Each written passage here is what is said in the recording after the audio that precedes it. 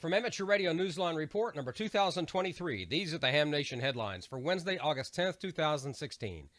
The news of the Dayton Hamvention relocating has dominated the amateur radio news of late, but that doesn't mean everything else has stopped. In other news, the FCC is cracking down again on violators. We hear first about one Georgia amateur who the agency described as a repeat offender.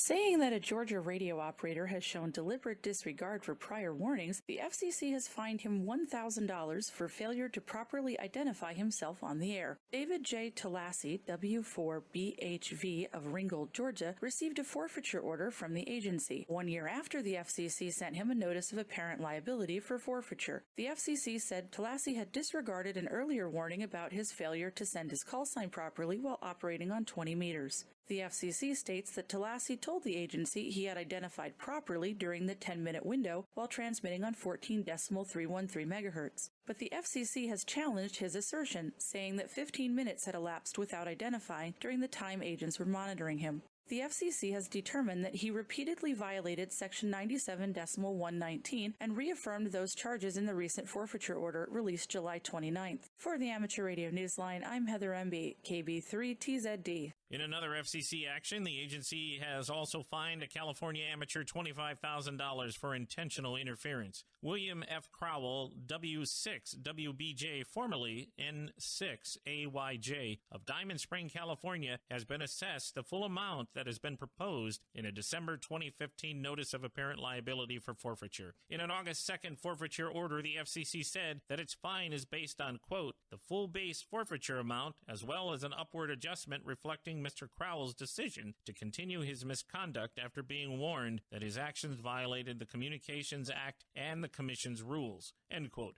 The FCC said its December notice was issued after complaints from the Western Amateur Radio Friendship Association, whose 75-meter nets had been challenged by Crowell. According to the FCC, Crowell had interfered with the amateurs on the air there in August of 2015. The FCC described Crowell as someone who has a long-standing record of interaction with the FCC Enforcement Bureau. That's Stephen Kinford, N8WB. Last week on Ham Nation, we met Skylar Fennell, KD0WHB, our 2016 Young Ham of the Year. He's just the tip of the iceberg when it comes to exceptional young hams. Two young radio amateurs from the United States are the first hams to attend the IARU Region 1 Youngsters on the Air Camp in Austria, held July 16th through the 23rd. Sterling Coffey, N0SSC of St. Louis, Missouri, and Sam Rose, KC2LRC of Syracuse, New York, were invited by Glenn Johnson, W0GJ of the Northern California DX Association, and Ward Silver, N0AX, from the Yasme Foundation in an effort to learn from the event and hopefully develop a similar event in the U.S. The camp is for 15 to 25-year-olds and is designed to expose young hams to additional modes and step up their skills to the next level. YOTA is in its 6th year and is growing in number of countries participating. For Amateur Radio Newsline, I'm Neil Rapp, WB9VPG.